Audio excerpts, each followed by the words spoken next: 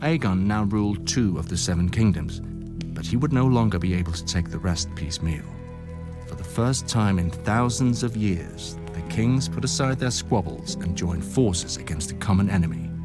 My ancestor, King Loren of House Lannister, was head of the wealthiest family in the 7 kingdoms. When King Loren joined his forces to Mern of House Gardner, king of the Reach, they had the mightiest army in history, a so-called Iron Fist, to break the would-be conqueror. But while an iron fist can smash a man's face in battle, you'd look silly hunting birds or beasts with it. And Aegon had a creature that was both. The kings had never even seen a dragon, let alone fought one. They had fought each other for thousands of years, and victory always went to the larger army. Surely, a force 5 times that of Aegon's could manage 1 dragon. But Aegon arrived with 3. Still, the Lannisters and Gardeners hoped for victory. The battlefield they chose was a wide plain with firm ground and clear skies, perfect for archers and mounted cavalry. But neither of the kings spared a thought for why the ground was firm. There had been no rain for a fortnight, which meant all the wheat and grass on it were bone dry.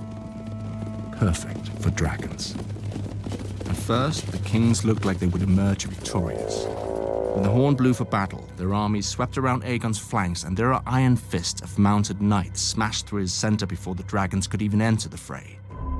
But then, Aegon and his sisters took flight and unleashed their dragons not on the soldiers, but on the dry fields all around them.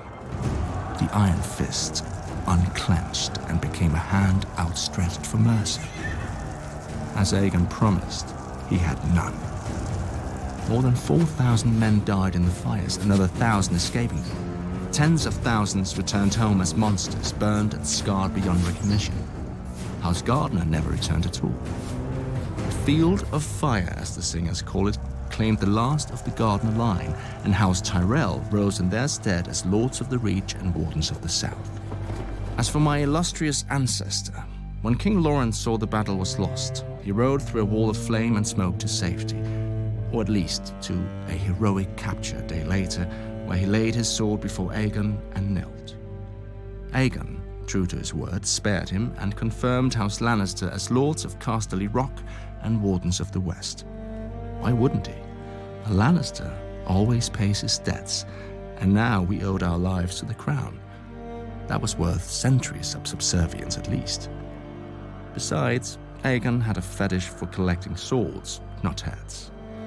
He added Lawrence to the pile his men had retrieved from the Field of Fire and sent them back to the Aegon Fort.